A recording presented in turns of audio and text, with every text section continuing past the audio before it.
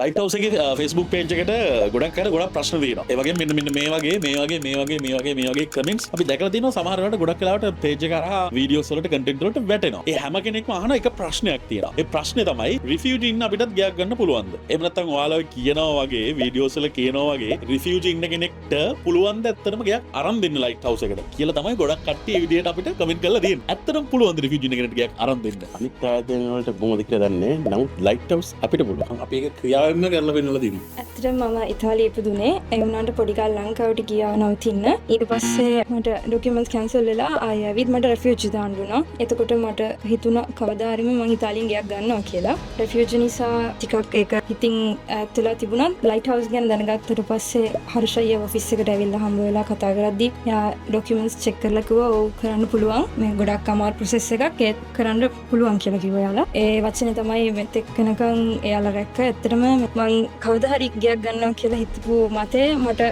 ඉක්මනට මෙයාලා කරලා දුන්නා. ඇත්තටම ගොඩක් සතුටුයි. දැන් ඔයාගේ අතේ තියෙන ඩොකියුමන්ට් එක මොකක්ද මේ ඉතාලිය තුළද රැඳී සිටින්නේ? මට දැන් තියෙන කහකොළේ තියෙන්නේ.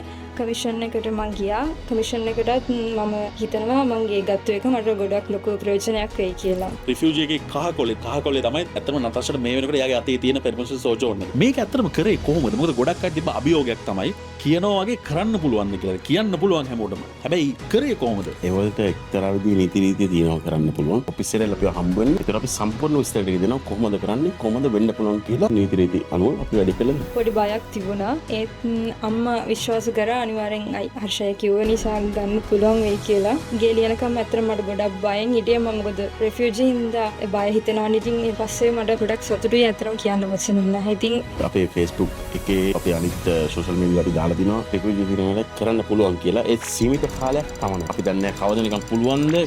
පරිම සීමා කරනවා. සීමා කරනවා. කරන්න බැරියට අපි වෙනද වගේම කරන්න බෑ කියලා කියනවා.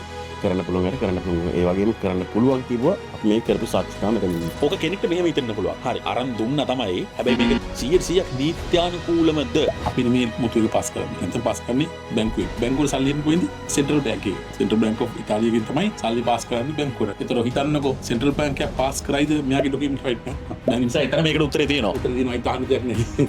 ගොඩක් වෙලාවට මේ වීඩියෝ එක බලනවා රිෆියුජි ඉන්න කෙනෙක් වෙන්න පුළුවන්. ඔයාගේ අතේ කහකොළේ තියෙනවා වෙන්න පුළුවන්. කහකොළේ ඔයාගේ මේ වෙනකොට වැලිඩ් නම් ගෙදරක සීනේ තියාගෙන දුක් විඳින්න එපා. මොකද ගොඩක් වෙලාවට ඩොකියුමන්ට් එකක් තියෙන කෙනෙකුට වැඩිය ඩොකියුමන්ට් එකක් නැති කෙනෙක් ගයක් නැති ප්‍රශ්න නිසා ගොඩක් දුක් විඳිනවා. ඩොකියුමන්ට් එකක් නැති රිෆියුජි සෝජෝන් එකක් අතේ තියෙන ඕගොල්ලන් තවත් කල් මර ඉන්න එපා. මොකද මේ නීති රීති ඉක්මනට වෙනස් වෙන්න පුළුවන්. අගෝරි